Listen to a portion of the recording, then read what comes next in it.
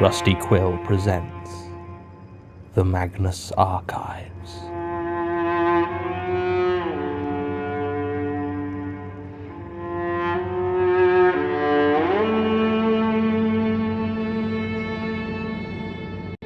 Episode 67, Burning Desire.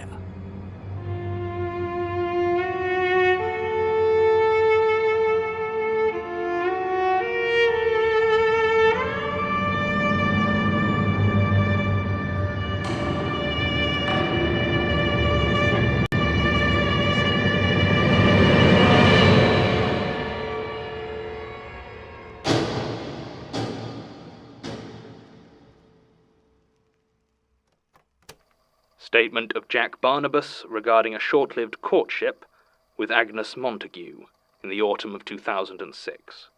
Original statement given March 18th, 2007. Audio recording by Jonathan Sims, Head Archivist of the Magnus Institute, London. Statement begins. I knew she wasn't normal. I think that's what originally drew me to her. I thought she was just like me, another weirdo cast off from the world. I mean, there was no way I could have known she wasn't human. At least, I don't see how she can have been human, not the way we think of it. But she was so beautiful. She was tall, with long, straight auburn hair and these eyes that, when they looked at you, it didn't feel like she was seeing you so much as trapping you. I never understood the phrase, like a deer in the headlights, until she looked me in the eyes for the first time. I don't know, maybe something in my fight or flight reflexes screwed up, because those weren't the instincts I felt when it happened. I should have run, of course. I don't know if you normally leave people alone in a room when they write their statements, but I can understand you doing so in my case. I'm getting used to people making polite excuses not to look at me. Dahlia tried to warn me off. Dahlia Okonjo had worked in the Canyon Cafe ever since it opened in 1991, and as soon as I headed back into the kitchen after I saw Agnes Montague for the first time, she spotted the look in my eyes and shook her head. She told me she was trouble, that there was something not right about her. I asked for more details, and Dahlia just shrugged, said that she'd been coming into the cafe ever since it opened, and that there was something off.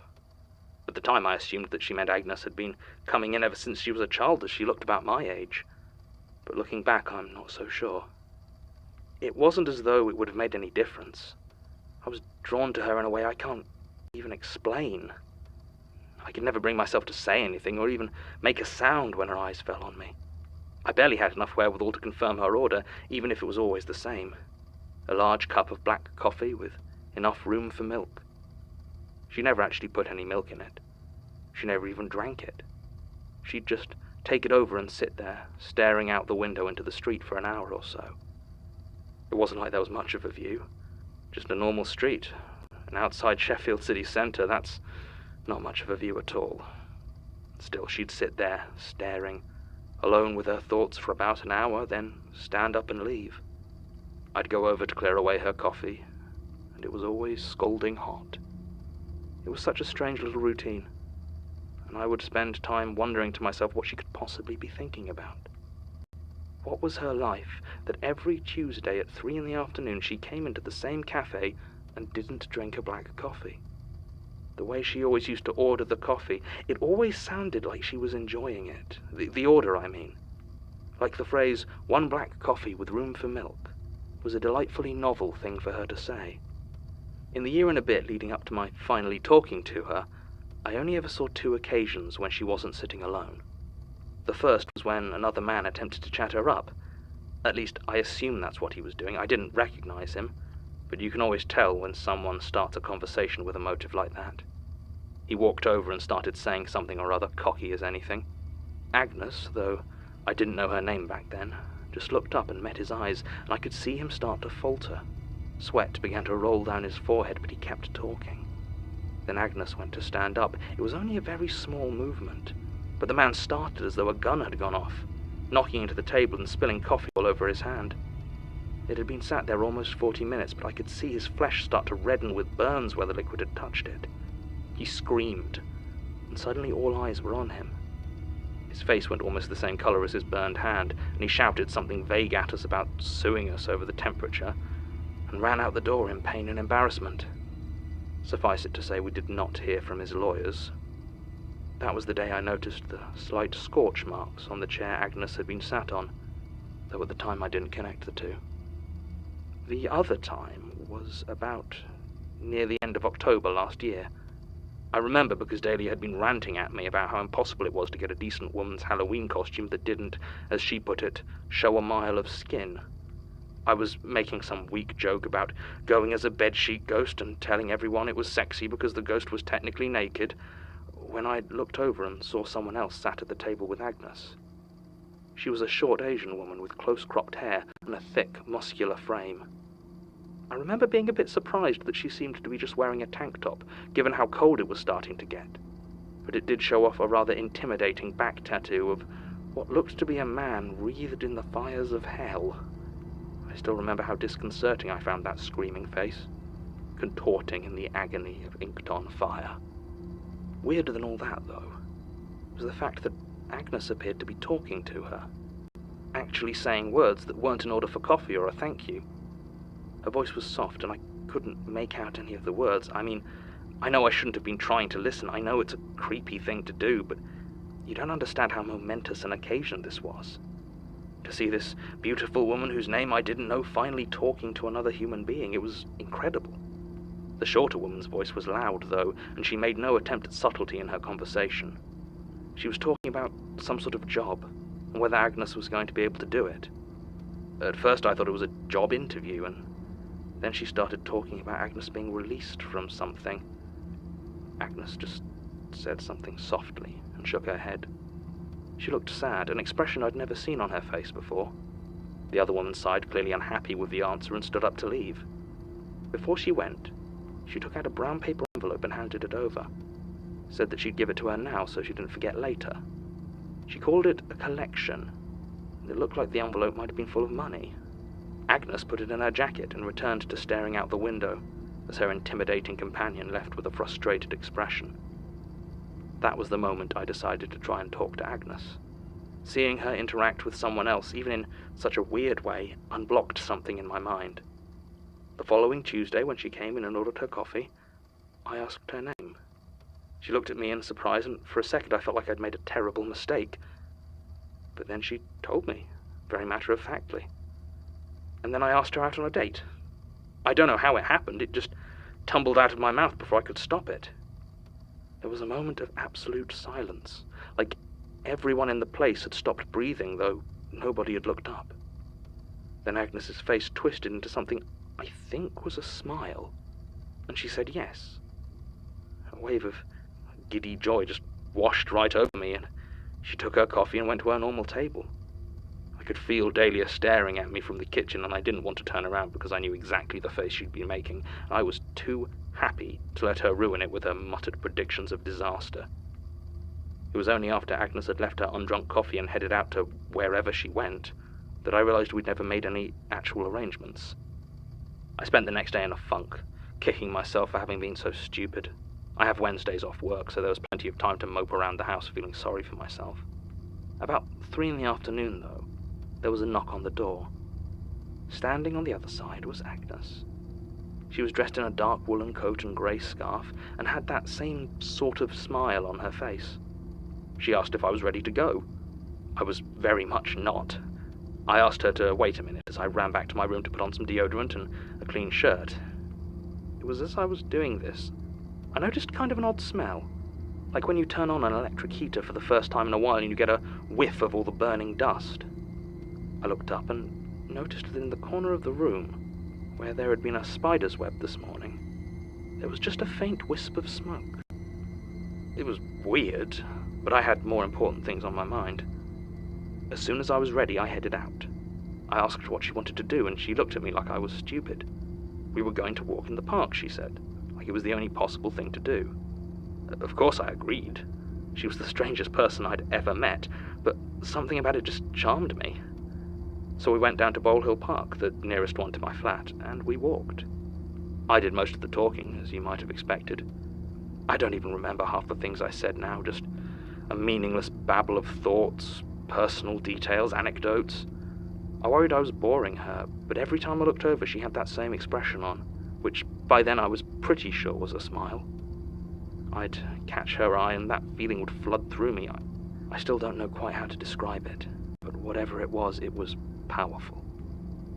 We sat on a bench as the sun went down, watching the sky redden, and Agnes asked me a question. It was the first time she'd said anything more than a few words since we left my flat. She asked me if I had a destiny. I don't need to tell you the question caught me off guard. I don't know if I've given the impression clearly enough yet, being a single guy in my early 30s still working the till at a Sheffield cafe, but I don't really see myself as having much of a destiny. Hell, I'm not even sure I believe in destiny. I certainly don't believe in God, and I feel that's kind of linked. So I told her this. She looked at me with the same sadness I'd seen on her face before. "That must be nice," she said, and went back to staring into the sunset. We went out several times after that. Each time she'd show up at my door unannounced and tell me what we were going to do. We went to the park a couple more times, had a meal in an Italian restaurant where she didn't eat anything, and even went to see a film.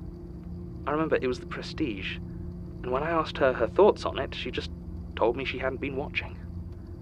God, she was so bizarre. The last date was November the 23rd, 2006. It was a Thursday, and the chill had really hit. It was too cold to spend an evening in the park, to be honest, but Agnes had decided that's what we had to do, so that's what we did. She never seemed to feel the cold.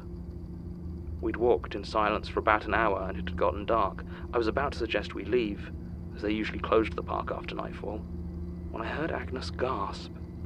I turned to see her gripping her chest as though in sudden pain, and she told me we had to go.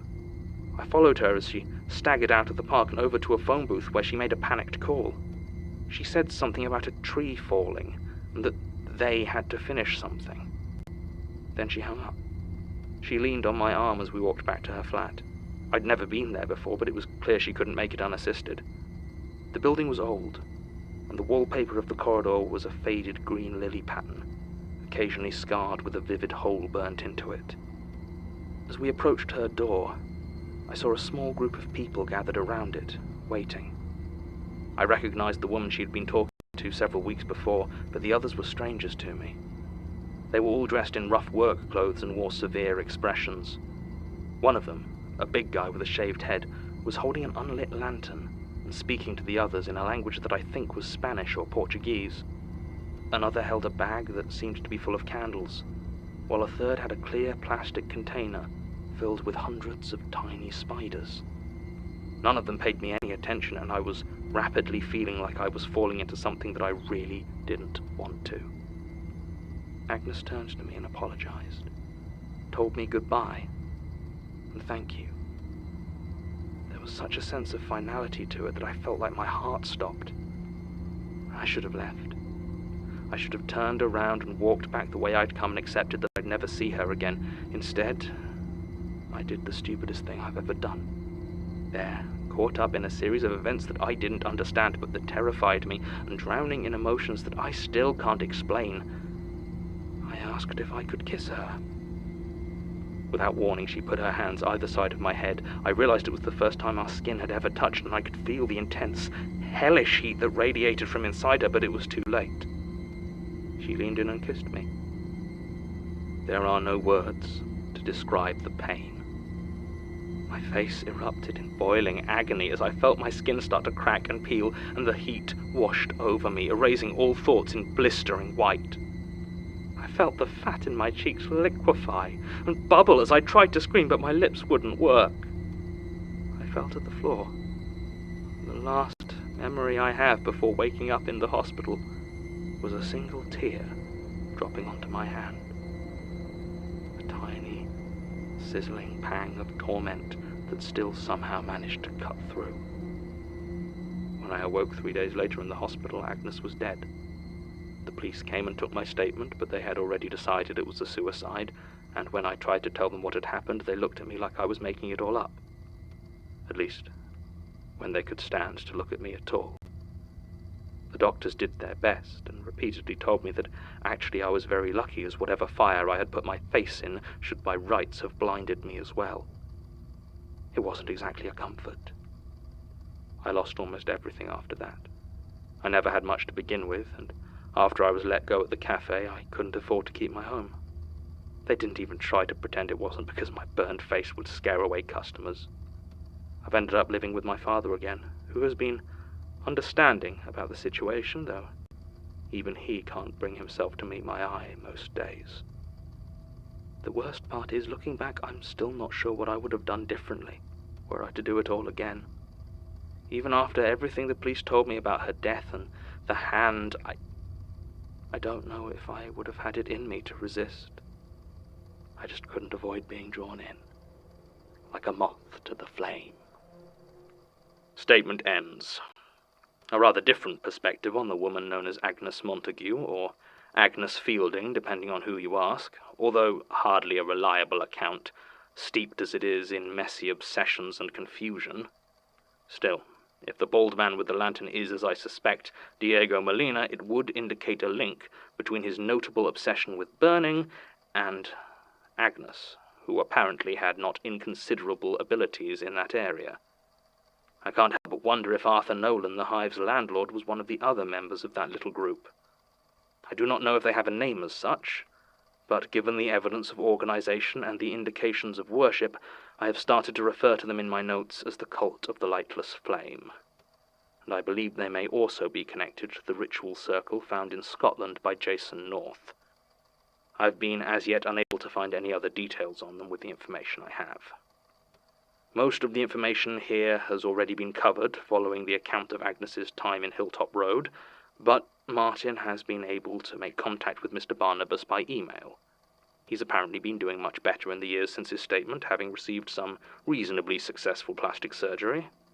He was unable to provide much more information than the above, but upon Martin's asking if Agnes had mentioned her childhood at all, he did recall her briefly alluding to being adopted. Tim also got in contact with Delia Okonjo, who confirmed what we had suspected, that the woman known as Agnes Montague had visited the Canyon Cafe for a decade and a half, apparently without aging a day. I am now convinced that this is the same Agnes who grew up in Hilltop Road, though exactly what she is, or why she seemed to retain her youth, remains a mystery, like everything else around here. Still, she is dead, as is Diego Molina. I can only hope that prevents them from causing further problems. End recording. John, there's nothing down there. No, that's not true. I told you what happened. You told me you wandered around in the dark for hours at a time shortly after suffering an incredibly traumatic experience. So you're saying I imagined it? It's a possibility. The other possibility is that there's something very dangerous down there. Neither makes me particularly inclined to unlock it. So what do you plan to do about it? Send someone else? We really don't have the budget for that. So nothing. You're just going to leave it. For now, I think that's for the best. Please, Elias, I need to know. You really think that this will help? Yes. Yes, it's getting harder and harder to work down there without being sure of what's underneath me. So either give me the key or find a new archivist. Oh, good Lord, don't be so dramatic, John. You know how hard it would be to replace you. I don't, actually. But thank you, I suppose. I'll have a copy made for you on one condition. Be careful. No more impetuous subterranean adventures, understand? Of course, of course. Understood. And for God's sake, get some sleep.